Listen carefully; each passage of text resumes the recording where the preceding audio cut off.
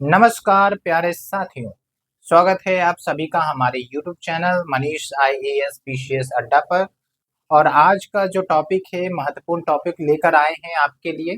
Supreme court का topic है और 69 BPSC में इस पर क्वेश्चन पूछा गया है, 68 में भी पूछा गया है। तो अगर आप PYQ के ट्रेंड को देखेंगे तो it is one of the most important topic जिसको हम इग्नोर नहीं कर सकते। इसी को ध्यान में रखते हुए हमने ये इनिशिएटिव्स लाया है आपके लिए। आराम से आप सुनिए, समझते जाइए, और किसी भी प्रकार की त्रुटि हो, डाउट हो तो आप हमसे कमेंट सेक्शन में पूछ सकते हैं, हम आपके लिए हाजिर हैं। So let's begin with the session. जो हमारा सुप्रीम कोर्ट है, सर्वोच्च न्यायालय बोलते हैं इसको, और ये highest and apex court of India है। Highest appeal court of India भी है। वो इसलिए क्योंकि इसके ऊपर और कोई जुडिशियरी नहीं है। नीचे तो आपको डिस्ट्रिक्ट कोर्ट जरूर दिख जाते हैं, उसके बाद ऊपर जाइएगा तो आपको हाई कोर्ट दिख जाते हैं, उसके ऊपर जाइएगा तो आपको सुप्रीम कोर्ट दिख जाएगा, लेकिन उसके ऊपर आप जाइएगा तो आपको और कोई जुडिशरी नहीं दिखेगा। और जितना ऊपर जाइएगा उतना वो नीचे वाले जुडिशरी को कंट्रोल करते हैं। इंटीग्रेटेड जुडिशरी है हमारा। जैसे सुप्रीम कोर्ट, ये हाई कोर्ट को भी कंट्रोल गवर्न करती है। और हाई कोर्ट की बात करें तो ये डिस्ट्रिक्ट जजेस, डिस्ट्रिक्ट कोर्ट में जो ऑफिशियल सब होते हैं उनको कंट्रोल या गवर्न करती है। और सुप्रीम कोर्ट बाकी जो भी जुडिशियरी है उन सबको ओवरऑल गवर्न करती है। तो इतना बेसिक आपके लिए समझना जरूरी है, तभी हम आगे बढ़ सकेंगे। क्लैरिटी रहेगी तभी आपको समझने में भी आनंद आएगा। अब जब यहाँ ये बात निकली है तो दूर तलक जाएगी। हिस्ट्री से हम थोड़ा सा रिलेशन बनाते हैं। तो आप हमें बताइए कि सुप्रीम कोर्ट की स्थापना वैसे तो ब्रिटिश राज में हुई थी, लेकिन वो कौन सा एक्ट था? क्या वो चार्टर एक्ट था? क्या वो गवर्नमेंट ऑफ इंडिया एक्ट 1861 था? या फिर 1919 था? या रेगुलेटिंग एक्ट 1773 था? क्या था? थोड़ा सा आप कमेंट में आंसर कीजिए। ऑलरेडी हमने हिस्टोरिकल कॉन्स्टिट्यूशनल डेवलपमेंट्स पर टॉपिक कवर करवा दिए हैं। तो इतना समझ में आ गया। अब कुछ फैक्ट्स की बात करते हैं जो जनरली पूछे तो नहीं जाते हैं, लेकिन क्या पता भूला भटका क्वेश्चन पूछ दिया जाए। तो आप देखिए 28 जनवरी 1950 इस दिन सुप्रीम कोर्ट की स्थापना होती है। यानी कि हमारा जो संविधान लागू हुआ 26 जनवरी को हुआ, 2 दिन बाद सुप्रीम कोर्ट की इस्टेब्लिशमेंट की जाती है। और ये जो सुप्रीम कोर्ट से रिलेटेड प्रोविजंस है, ये संविधान के पार्ट 5 में आर्टिकल की बात करें तो आर्टिकल 124 से 147 में मेंशन मिल जाते हैं, जिसमें 136, 142 कुछ महत्वपूर्ण आर्टिकल हैं, उस पर चर्चा करेंगे। ध्यान देने वाली बात यह है कि आपके लिए एक इनिशिएटिव लाया जा रहा है, जिसमें कोशिश हमारी ये रहेगी कि जो भी इंपॉर्टेंट आर्टिकल्स हैं उसको आपको अच्छे से एक्सप्लेन करके समझा दिया जाए। PDF आप हमारे टेलीग्राम से प्राप्त कर सकते हैं, इसलिए आप जुड़िए। और सेशन अच्छा लग रहा है तो जरूर लाइक करें, शेयर करें विदाउट एनी डाउट। बोलते हैं लेकिन आप लाइक करते नहीं हैं, ना ही आप लगता है शेयर भी करते हैं, तो कैसे काम चलेगा मित्रों। चलिए, इंटीग्रेटेड जुडिशरी हमने आपको समझा दिया। सबसे टॉप लेवल पर सुप्रीम कोर्ट, फिर हाई कोर्ट, फिर नीचे आप देखेंगे तो डिस्ट्रिक्ट एंड सेशन कोर्ट भी आता है। अब डिस्ट्रिक्ट कोर्ट मतलब सिविल हो गया आपका, सेशन मतलब हो गया क्रिमिनल केसेस जिस कोर्ट में चलती हैं, उसको हम सेशन कोर्ट का नाम दे देते हैं।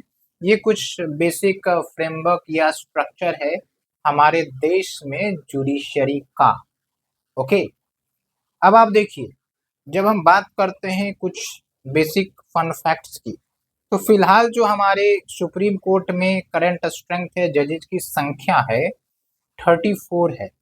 ओरिजिनली जब हमारा संविधान लागू हुआ था, सुप्रीम कोर्ट का एस्टेब्लिशमेंट हुआ था, तब उस समय 8 जजेस थे। That need to be confirm. Okay, मतलब याद रखना है, कंफर्म तो हमने कर ही लिया है।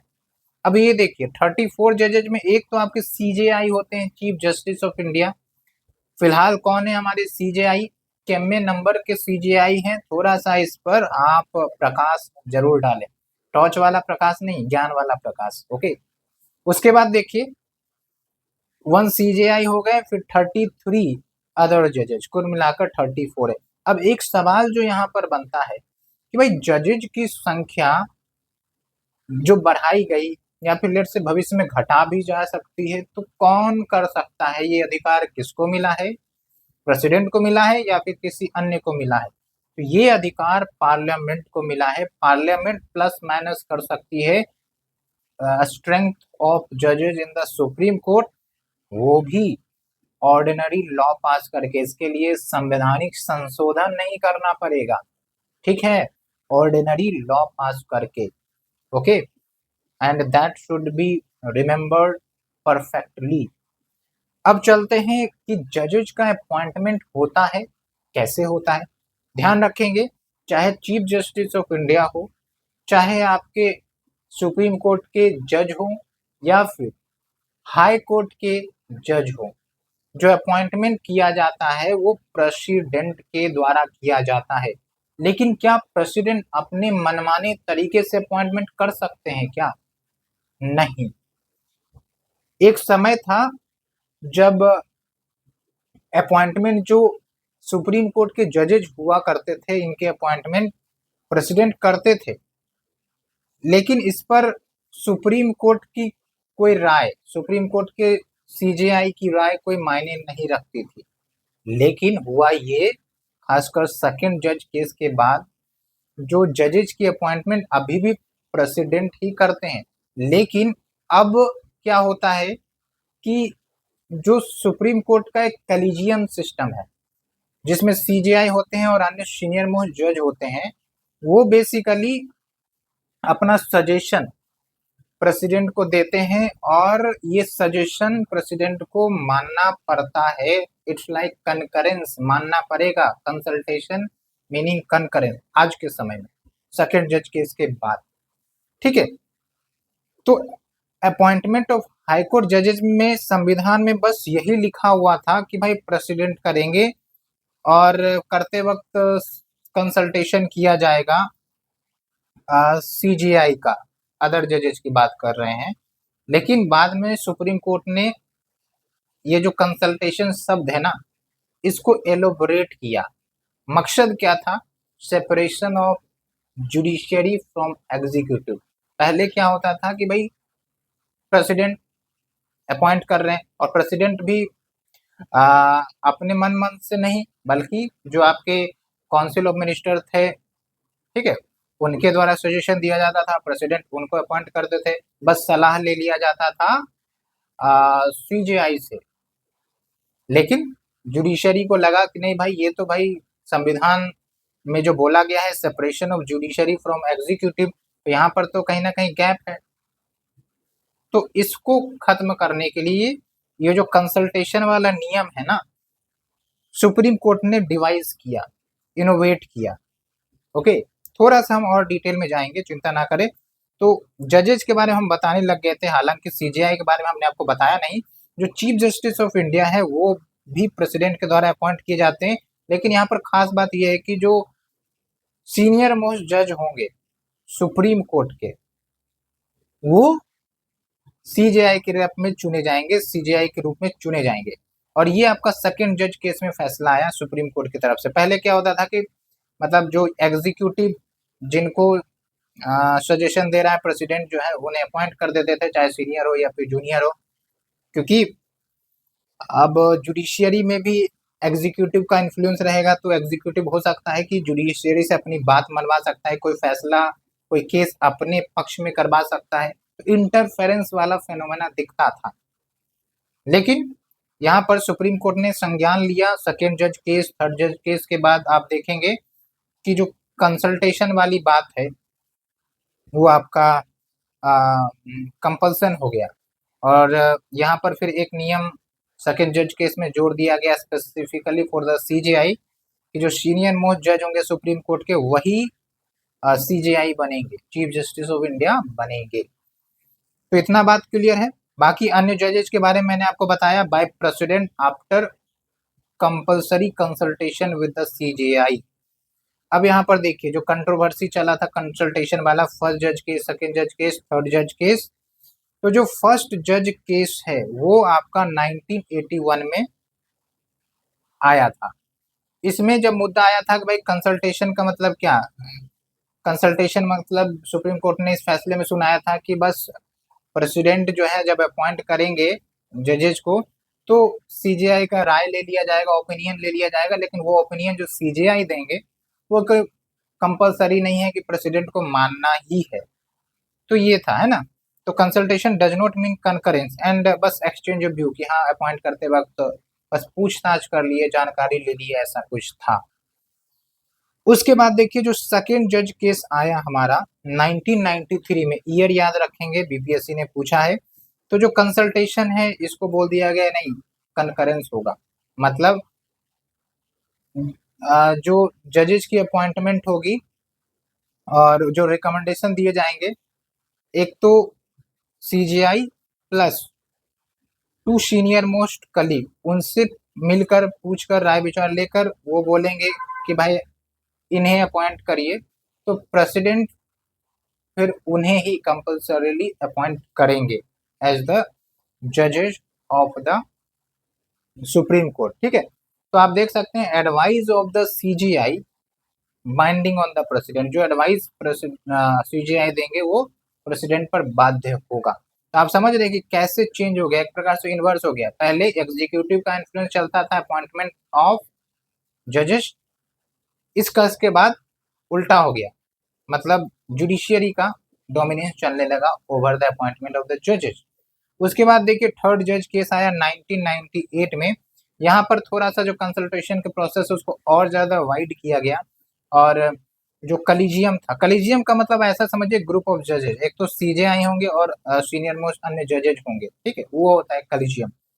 तो यहाँ पर क्या था कि जो सीजेआई का है वो सिर्फ अकेले ओपिनियन नहीं देंगे regarding the appointment of the जजेज ऑफ द सुप्रीम कोर्ट, बल्कि ओपिनियन देते वक्त वो कलीजियम से, ग्रुप ऑफ जजेस से कंसल्ट करेंगे, और वो जो ग्रुप ऑफ जजेज की संख्या होगी 4 सीनियर मोस्ट जज होंगे प्लस एक होंगे आपके चीफ जस्टिस ऑफ इंडिया, तो कुल मिलाकर 5।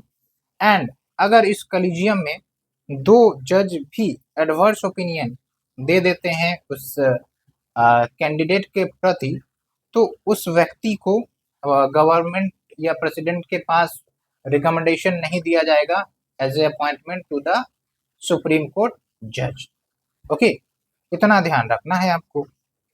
अब चलते हैं क्वालिफिकेशन फॉर द जजेस। उम्मीद करते हैं अच्छे से समझ में आ गया होगा। थोड़ा सा ये पेचीदा सब्जेक्ट है, ये टॉपिक जो है ना पेचीदा है अपॉइंटमेंट वाला, लेकिन हमने इसका पेज को खोलने का प्रयास किया ताकि आपको अच्छे से समझ में आ जाए, डाउट ना रहे। तो एक बार और आप बैक करके अगर समझ में नहीं आया है तो आप देख सकते हैं, सुन सकते हैं, चीजें अच्छे से याद हो जाएगी।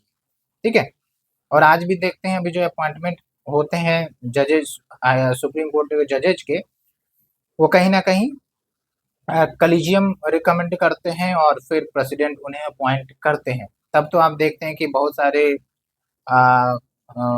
जजेज हाई कोर्ट में भी वैकेंट होते हैं, क्योंकि हाई कोर्ट में भी सिमिलर प्रोसेस है। उस जब हाई कोर्ट का टॉपिक आएगा तो हम उसे अच्छे से डिस्कस कर देंगे। उसके बाद देखिए क्वालिफिकेशन फॉर जज, एक तो ये है कि सिटीजन ऑफ इंडिया होना चाहिए, मतलब ये जो क्वालिफिकेशन ऑफ जज है ये सुप्रीम कोर्ट के जज की बात हो रही है, तो सिटीजन ऑफ इंडिया। दूसरा ये है कि 5 साल, मिनिमम 5 साल के लिए हाई कोर्ट जज रहे हों, चाहे सक्सेशन में ही क्यों नहीं। सक्सेशन का मतलब होता है कि एक कोर्ट में 2 साल के रहे हों, दूसरे कोर्ट हाई कोर्ट में गए तो 3 साल, कुल मिला के 5 साल हो गया सक्सेशन। तो समझ में आया आपको, ये होता है हाई कोर्ट जज फॉर 5 years, या फिर किसी हाई कोर्ट में वकील के रूप में, एडवोकेट के रूप में 10 साल रहे हों, ये भी है। ठीक है, तो यह एक तो सिटीजन ऑफ इंडिया मस्ट है, और इन दोनों में से एक भी रहे क्वालिफिकेशन तो चलेगा। और तीसरा एक अन्य क्वालिफिकेशन है कि प्रेसिडेंट के ओपिनियन में डिस्टिंग्विश जूरिस्ट होना चाहिए। मतलब अगर प्रेसिडेंट के ओपिनियन में लगता है कि भाई हाँ वो एक व्यक्ति है जिसको हम सीजीआई, मतलब सीजीआई नहीं, सुप्रीम कोर्ट के जज के रूप में चुन सकते हैं, तो फिर चुना जा सकता है, ठीक है, डिस्टिंग्विश ज्यूरिस्ट इन प्रेसिडेंट्स ओपिनियन, तो ये ध्यान रखेंगे। अब बात करते हैं एक इम्पोर्टेंट फैक्ट की, कि अभी तक जितना भी हमने डिस्कस किया आपने देखा होगा कि हमने कोई मिनिमम एज की बात नहीं की। संविधान में क्या है, मिनिमम एज की बात नहीं की कि भाई जो हाई कोर्ट के जज चुने जाएंगे उनका मिनिमम जो है 25 साल होगा कि 30 साल होगा, कुछ भी नहीं।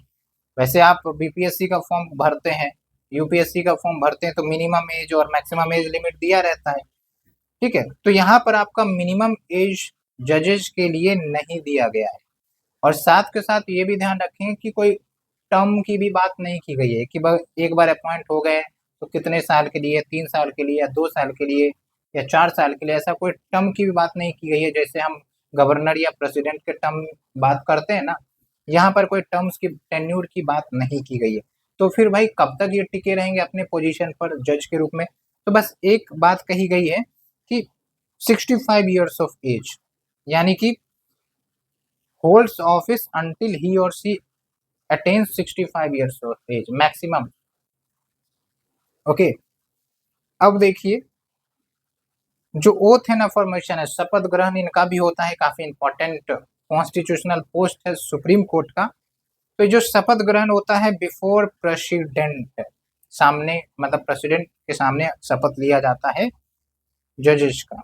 यहाँ पर हम सुप्रीम कोर्ट के जजेस की बात कर रहे हैं, हाई कोर्ट की नहीं। और जजेस में आपका सीजीआई भी इन्हीं के सामने शपथ लेते हैं और हाई सुप्रीम कोर्ट के जज भी इन्हीं के सामने शपथ लेते हैं। टेन्योर के बारे में हमने बता दिया, संविधान ने इसके बारे में कुछ भी नहीं बोला है, लेकिन 3 कंडीशंस दिए गए हैं भाई। 65 ईयर्स जब तक इनका हो ना जाए तब तक ये होल्ड कर सकते हैं ऑफिस। उसके बाद can resign by writing to the president, अगर रेजिग्नेशन देना हो उनको अपने ऑफिस से तो प्रेसिडेंट को ये रिजाइन दे सकते हैं। और एक तरीका है रिमूव करने का, हो सकता है कोई ऐसे जज आ जाए जो संविधान के खिलाफ जाकर फैसला ले, तो भाई इनको हटाने के लिए कोई तो प्रक्रिया हो। तो प्रक्रिया है आपका पार्लियामेंट्री प्रोसेस। इसमें क्या होता है कि प्रेसिडेंट जो है वो रिमूव कर सकते हैं जज को, कंडीशन ये है कि पार्लियामेंट की तरफ से रिकमेंडेशन आना चाहिए। अब बात यह है कि जो पार्लियामेंट की तरफ से रिकमेंडेशन आएगा वो कोई आसान प्रक्रिया नहीं है, वो टीडीएस प्रक्रिया है, जैसा प्रेसिडेंट के रिमूवल प्रोसेस में देखने को मिलता है, सिमिलर उसी तरीके से है, बस कुछ अंतर है। तो थोड़ा सा हम रिमूवल ऑफ जजेस पर बात कर लेते हैं कि क्या प्रोसेस होता है। देखिए, प्रेसिडेंट ही रिमूव करेंगे, लेकिन जो आपका पार्लियामेंट रिकमेंडेशन करेगा तब। अब जो ग्राउंड ऑफ रिमूवल है वो क्या है, प्रूव्ड मिसबिहेवियर या इनकैपेसिटी। ये है कि भाई क्षमता ही नहीं है फैसले देने का, तो इनको हटाने का प्रयास किया जाए, ठीक है। अब जैसा कि मैंने आपको बताया कि प्रेसिडेंट एक्ट करेंगे, रिमूव करेंगे only after a motion for removal is passed by both the house of parliament, यानी कि जो मोशन ऑफ रिमूवल हाउस में इंट्रोड्यूस किया जाएगा उसको पास होना पड़ेगा, लोकसभा से भी राज्यसभा से भी, वो भी स्पेशल मेजोरिटी से। ये है आपका टीडीएस टास्क, है ना, स्पेशल मेजोरिटी। इसलिए तो जो सुप्रीम कोर्ट के जजेज होते हैं वो इंडिपेंडेंट फैसला ले पाते, नहीं तो भाई जहां थोड़ा बहुत भी टसल हुआ जुडिशरी और एग्जीक्यूटिव के बीच में, पता चला कि पार्लियामेंट इन्हें हटा दे, इसलिए थोड़ा सा इसमें कड़क प्रक्रिया रखी गई है रिमूवल प्रोसेस को लेकर। ओके, उम्मीद करते हैं आपको अच्छे से समझ में आया होगा।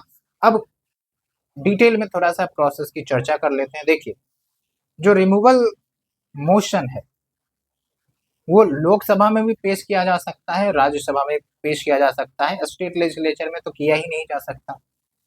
तो लोकसभा में कैसे पेश किया जाएगा, तो लोकसभा में जो रिमूवल मोशन लाए जाएंगे तो भाई कम से कम 100 मेंबर सपोर्ट करेंगे उस मोशन के, तभी वो इंट्रोड्यूस होगा और फिर वो स्पीकर को सबमिट करेंगे।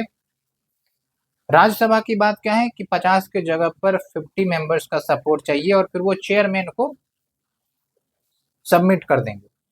अब जो प्रिसाइडिंग ऑफिसर है उन पर ये निर्भर करता है कि वो इस मोशन को एक्सेप्ट करे या रिजेक्ट करे। अगर रिजेक्ट कर दिया तो प्रॉब्लम वहीं खत्म हो जाएगी, आगे प्रक्रिया चलेगी नहीं। लेकिन अगर एक्सेप्ट कर लिया गया तो फिर आगे प्रक्रिया चलेगी इनके रिमूवल मोशन के लिए। क्या प्रक्रिया होगी? 3 member committee, 3 membered committee presiding officer constitute करेंगे, जिसमें सुप्रीम कोर्ट के जज होंगे, chief justice of high court होंगे और डिस्टिंग्विश्ड ज्यूरिस्ट होंगे। और ये जो कमिटी है ये चार्जेस इन्वेस्टिगेट करेगी कि जो आरोप लगा है जज के ऊपर वो सही है या फिर बेबुनियाद है। तो इन्वेस्टिगेशन करने के बाद अगर कमिटी को लगता है कि नहीं भाई गिल्टी तो है, दोष तो आ रहा है निकल के, तो फिर जाके ये हाउस को अपना रिपोर्ट सबमिट करेंगे। देन हाउस उस मोशन को कंसिडर करेगा डिस्कशन के लिए और फिर पास करने का भी प्रयास करेगा। तो आप देखिए एक बार फिर मोशन पास हो गया हाउस से in the originally initiated house by the special majority, तो फिर ये दूसरे हाउस में जाएगा, वहां से भी पास करवाना मैंडेटरी है, वो भी स्पेशल मेजोरिटी से, क्योंकि मैंने बताया कि प्रोसेस थोड़ा टीडियस है। और ये जो इम्पीचमेंट ऑफ सुप्रीम कोर्ट जज है ये कौन से सोर्सेज से लिया गया है? आई थिंक कि ये यूएस के संविधान से लिया गया है जो इम्पीचमेंट ऑफ प्रोसेस है, तभी तो इतना कड़क है। ओके, उसके बाद देखिए जब मोशन दोनों हाउस से पास हो जाती है, Lok Sabha Rajya Sabha via special majority, तब जो हाउस है वो एड्रेस करते हैं प्रेसिडेंट को कि आप जो है जज को रिमूव करिए, और फिर जाके प्रेसिडेंट रिमूवल ऑर्डर पास करते हैं। देन ओनली द जज of the supreme court, it can be the CJI as well, उनको रिमूव किया जा सकता है। उम्मीद करते हैं इतना ब्रॉडर कंटेक्स्ट आपको दिया है हमने तो समझ में आ गया होगा। ठीक है, ये दो ही चीजें हैं जो काफी ज्यादा मुश्किल क्रिएट करती हैं स्टूडेंट्स के बीच में। एक तो ये है रिमूवल प्रोसेस इनका, दूसरा है जो अपॉइंटमेंट प्रोसेस है। दोनों में कम्प्लेक्सिटीज है, इसलिए कोशिश रही हमारी कि जितने आसान तरीके से आपको समझा दे बेहतर होगा, बेस्ट होगा। अब चलिए बात करते हैं अन्य कुछ छोटे छोटे मुद्दों पर। एक तो है seats of the supreme court. तो संविधान में साफ साफ चीख चीख कर बोला गया है कि जो दिल्ली है, न्यू दिल्ली, वो आपका सुप्रीम कोर्ट के सीट होगा, मतलब सुप्रीम कोर्ट यहीं पर बैठेंगे।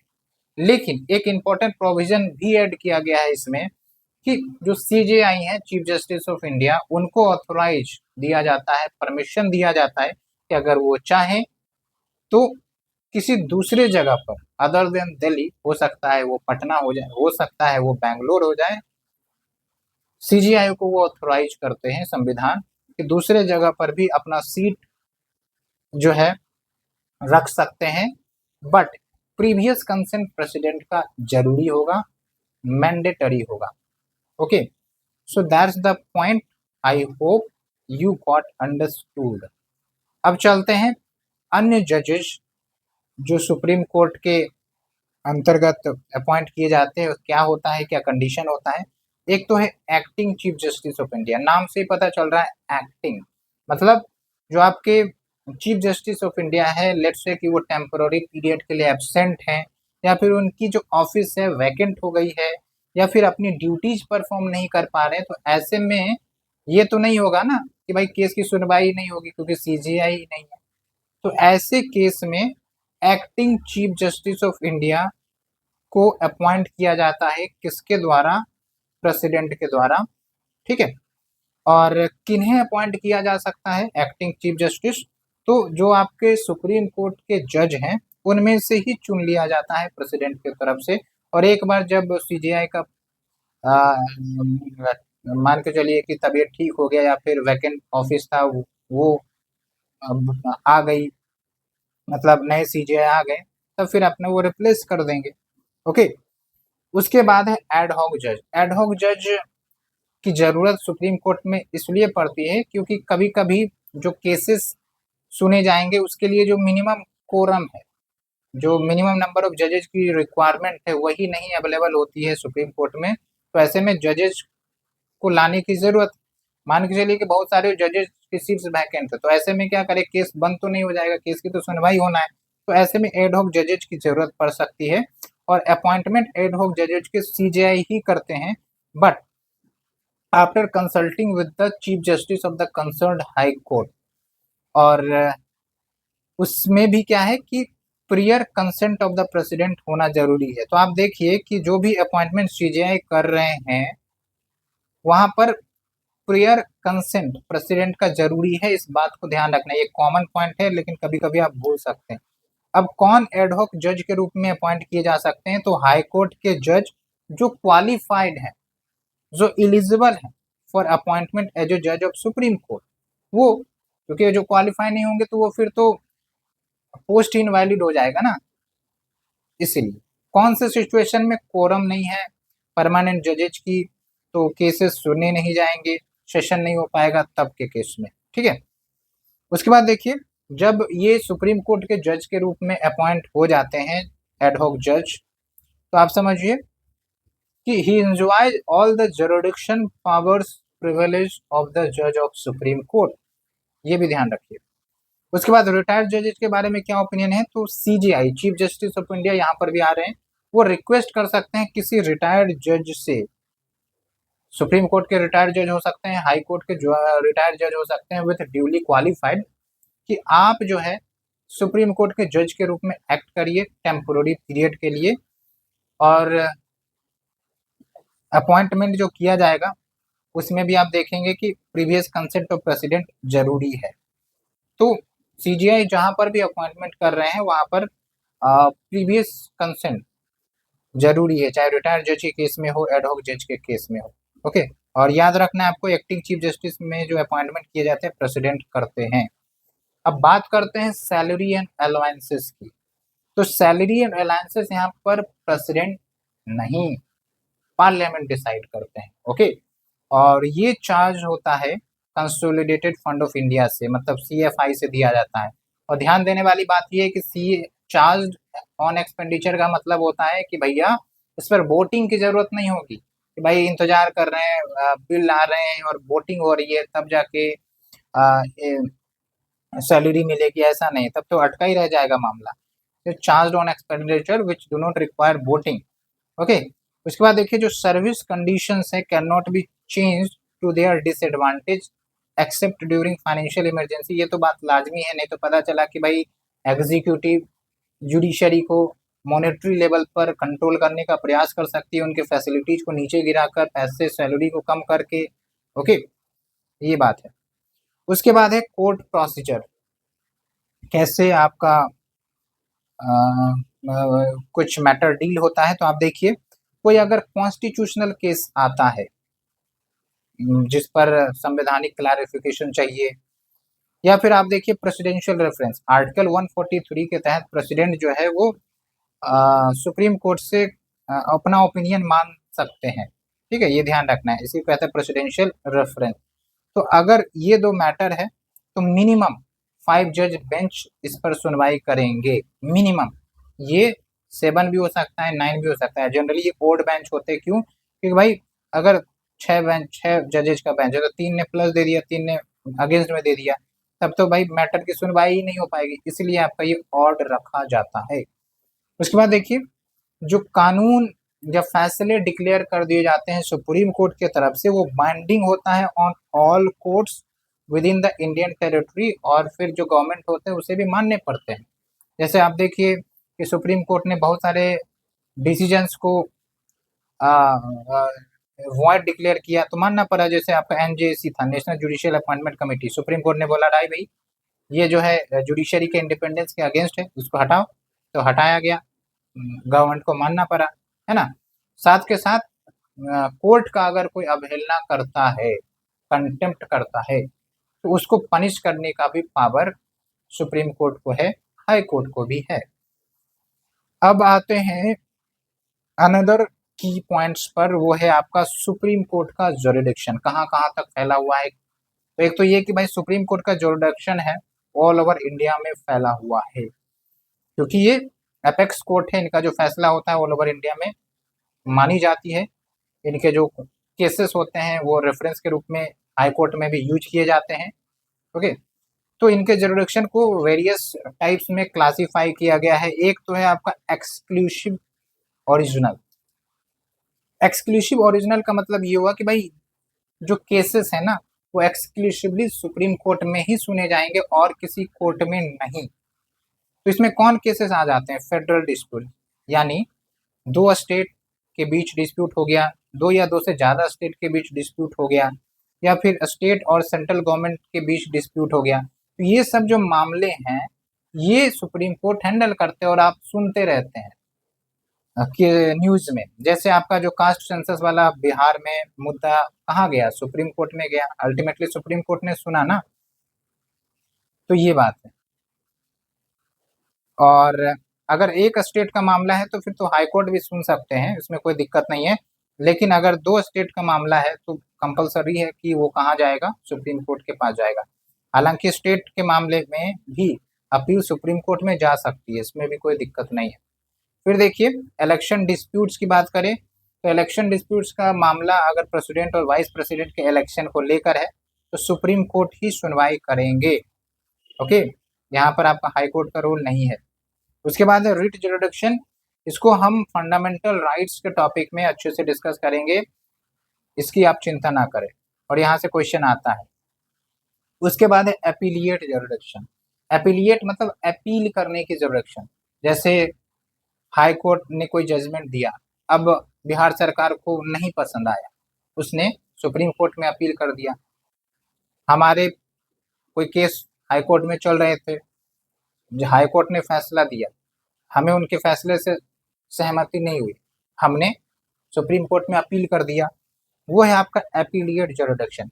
और जो सुप्रीम कोर्ट है हाईएस्ट कोर्ट ऑफ अपील है।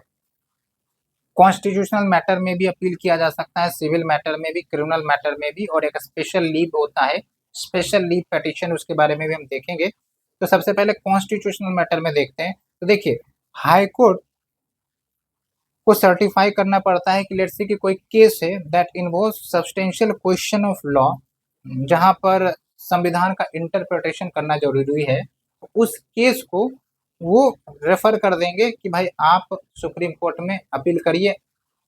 एक अप्रूवल मुहर मान के चलिए कि दे दिया जाता है हाई कोर्ट के तरफ से सुप्रीम कोर्ट के लिए, फिर हम अपील कर सकते हैं, कॉन्स्टिट्यूशनल मैटर। उसके बाद है सिविल मैटर। सिविल मैटर में क्या है कि हाई कोर्ट को सर्टिफाई करना पड़ता है कि भाई कोई केस जो है, उस केस में जो कानून है उस पर सवाल जो खड़े उठ रहे हैं और उस पर सुप्रीम कोर्ट का निर्णय जरूरी है, तो फिर आपका सिविल मैटर्स में। क्रिमिनल मैटर में अपील क्या होती है? तो आप देखिए, अगर हाई कोर्ट जो है लेट्स से कि जो सबऑर्डिनेट कोर्ट था, मतलब डिस्ट्रिक्ट कोर्ट सब था, तो उन्होंने किसी एक्यूज्ड को छोड़ दिया, मतलब फैसला सुनाकर उसमें फैसला आया कि नहीं वो बेकसूर है, छोड़ दिया। लेकिन पता चला कि उस पर अपील की गई हाई कोर्ट में। ओके, और हाई कोर्ट ने उस फैसले को खारिज करके उन्होंने डेथ सेंटेंस दे दिया, या फिर लाइफ इम्प्रिजनमेंट दे दिया, या फिर 10 साल या उससे ज्यादा का सजा दे दिया, तब क्रिमिनल मैटर्स में सुप्रीम कोर्ट में अपील की जा सकती है। या फिर हाई कोर्ट ने अपने पास सबऑर्डिनेट कोर्ट से केसेस मंगवा लिए और केस मंगवा के एक्यूज्ड पर्सन को डेथ सेंटेंस दे दिया। ठीक है, देख सकते हैं, convicted the accused person and sentence him to death. या फिर हाई कोर्ट सर्टिफाई कर देते हैं कि जो केस है it is fit for appeal to the supreme court, तब आपका क्रिमिनल मैटर्स का अपील सुप्रीम कोर्ट में जा सकता है। ठीक है, ये ध्यान रखना है। और ये जो सेकंड वाली बात है ना, सेकंड पॉइंट वाली बात, वो इस पर भी लागू होती है। उसके बाद हम चलते हैं special leave. Special leave petition article 136 में मेंशन किया गया है। इसमें सुप्रीम कोर्ट को काफी ज्यादा वाइड पावर दी गई है, काफी ज्यादा पावर दी गई है, और यहाँ पर सुप्रीम कोर्ट न्याय कर सकते हैं। इसमें होता क्या है कि ये डिस्क्रिशनरी पावर होती है सुप्रीम कोर्ट को, कि वो स्पेशल लीव ग्रांट कर सकते हैं किसी केस से जुड़े व्यक्ति को कि भाई आप जो है अपील करिए हमारे पास। अगर आपको भारत के किसी भी न्यायालय से संतुष्टि नहीं आई है, उनके फैसले से संतुष्टि नहीं आई है, एक्सेप्ट द मिलिट्री कोर्ट, ठीक है, तो फिर आप अपील कर सकते हैं और फिर हम उस मैटर पर सुनवाई कर सकते हैं, या फिर सुप्रीम कोर्ट सुओ मोटो अपने मन से भी स्पेशल लीव पिटिशन कर सकते हैं किसी केस को लेकर, अगर उन्हें लगता है तो। ठीक है, और काफी वाइड पावर होते हैं यहाँ पर, तो वो काफी केसेस को सुन सकते हैं। तो ये है आपका पूरा स्पेशल लीव वाला मुद्दा। अब आता है आपका एडवाइजरी जुरिडिक्शन। नाम से ही क्लियर हो रहा है, एडवाइस देने वाला जो पावर है सुप्रीम कोर्ट का।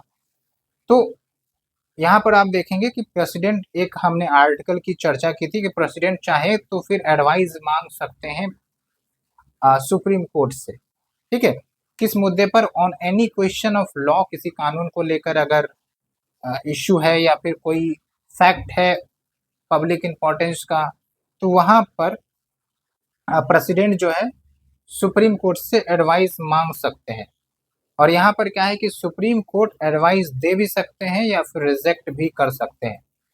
दूसरा क्या है कि लेट से कोई डिस्प्यूट निकल आता है from any pre constitution treaty, यानी कि संविधान से पहले कोई ट्रीटी साइन हुई थी और फिर अभी कोई डिस्प्यूट आ गया, या फिर कोई एग्रीमेंट साइन हुई थी उस पर डिस्प्यूट आ गया, एंगेजमेंट कोई हुई थी उस पर डिस्प्यूट आ गया, तो फिर उस मुद्दे पर सुप्रीम कोर्ट का एडवाइस लिया जा सकता है। और इस मैटर में देखेंगे आप कि एडवाइस मस्ट है, वो देना ही होगा।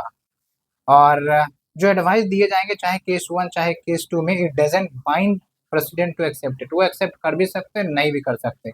लेकिन दूसरे वाले केस में जो सुप्रीम कोर्ट है उनको एडवाइस देना पड़ेगा।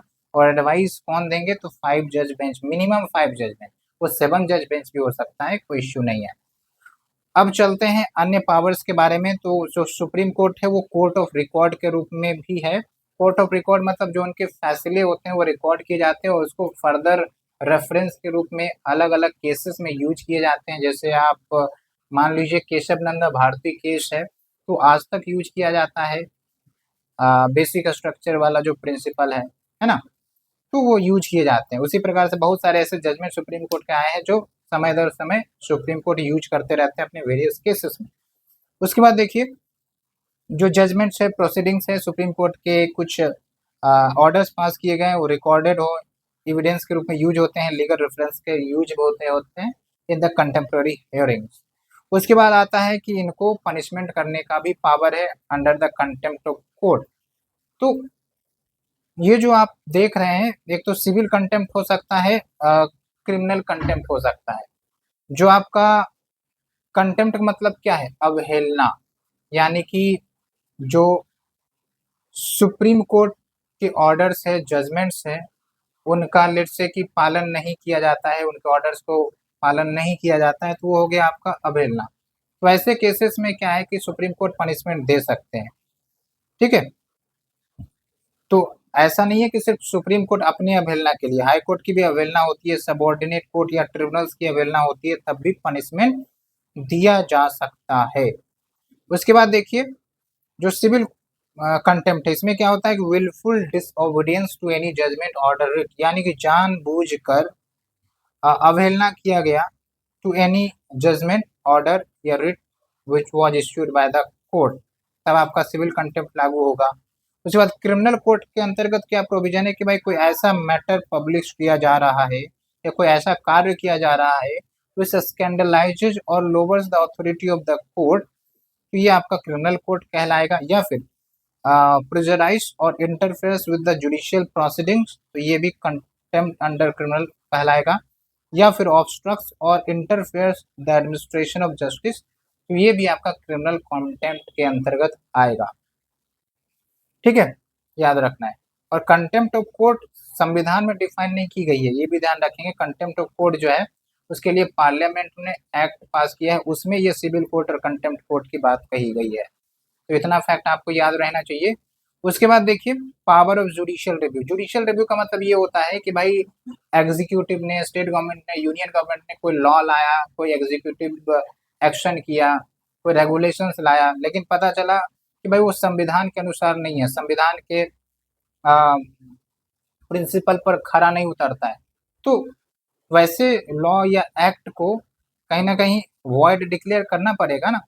नहीं तो संविधान कैसे बचेगा, संविधान कैसे प्रोटेक्ट होगा, लोगों का राइट्स कैसे प्रोटेक्ट होगा। इसीलिए पावर ऑफ जुडिशियल रिव्यू भी है। ओके, एग्जाम्पल के तौर पर आप देखेंगे जो कास्ट सेंसस को लेकर फैसला आया, मतलब कास्ट सेंसस जो बिहार में करवाया गया था, फिर हाई कोर्ट में अपील हुई इस मुद्दे के लिए और सुप्रीम कोर्ट में गई, तो अभी आप देखिए सुप्रीम कोर्ट में फैसला सुनाया जाएगा। ये भी क्या है, जुडिशियल रिव्यू का ही पावर है। ओके, बहुत बार आप सुनते हैं कि भाई सिटीजनशिप अमेंडमेंट एक्ट जो लाया गया इस पर भी सुप्रीम कोर्ट में फैसला आया, ठीक है। या जो ट्रिपल तलाक बिल है ये भी आपका सुप्रीम कोर्ट में गया था, तो ये सब जुडिशियल रिव्यू के ही अंतर्गत आते हैं। उसके बाद है एक रिवाइजरी जुरिडिक्शन। रिवाइजरी जुरिडिक्शन में क्या है कि भाई सुप्रीम कोर्ट ने जजमेंट दिया या हाई कोर्ट ने जजमेंट दिया, ठीक है। अब क्या होता है कि हो सकता है कि उस जजमेंट वो जजमेंट कहीं ना कहीं पसंद नहीं आया होगा, उसमें कुछ त्रुटियां रही होगी, तो एक बार फिर से रिव्यू करने की बात कर दी जाती है कंसर्न स्टेक होल्डर की तरफ से, तो वो रिव्यू पिटिशन में आ गया। इसके अंतर्गत सुप्रीम कोर्ट अपने फैसले को रिव्यू करने का पिटिशन एक्सेप्ट करते हैं। लेकिन मान के चलिए कि एक बार रिव्यू पिटिशन फाइल हो गया, उस पर सुनवाई हो गई, लेकिन फैसला सुप्रीम कोर्ट ने चेंज नहीं किया, अगर दोबारा फिर से रिव्यू पिटिशन फाइल की जाती है तो वो क्यूरेटिव पिटिशन कहलाता है, ये ध्यान रखेंगे। It comes under revisory jurisdiction. अन्य पावर्स की बात करें तो हाईएस्ट कोर्ट ऑफ लॉ है, और सुप्रीम कोर्ट जो है वो इंटरप्रेटर है कॉन्स्टिट्यूशन के, इंटरप्रेटर। ओके, और कुछ इंपॉर्टेंट आर्टिकल्स की बात कर लेते हैं। एक है आपका article 124 that talks about establishment of supreme court. एक है आपका article 130 that talks about seat of supreme court. Article 136 that talks about special leave to appeal for supreme court, ठीक है। Article 139 that talks about supreme court power to issue writ. ये सब article मैंने इसलिए mention किया है क्योंकि BPSC पूछ लेती है। आर्टिकल 142 दैट टॉक्स अबाउट कि सुप्रीम कोर्ट में पास order necessary for doing the complete justice. Article 143 that talks about power of president to consult the Supreme Court. तो यहाँ तक हमने पूरा सुप्रीम कोर्ट के टॉपिक को डिटेल से डिस्कस किया। Thank you friends, thank you very much. आपको लगता है कि हमने आपकी मदद की है प्रिपरेशन में, तो आप जरूर लाइक करें, शेयर करें। किसी भी प्रकार का डाउट हो तो आप हमें कंसल्ट कर सकते हैं, कमेंट कर सकते हैं। We are here for you. Okay, so thank you very much. We will meet again for the next sort of session. Thank you. PDF के लिए आप हमारे टेलीग्राम चैनल से जरूर जुड़ें।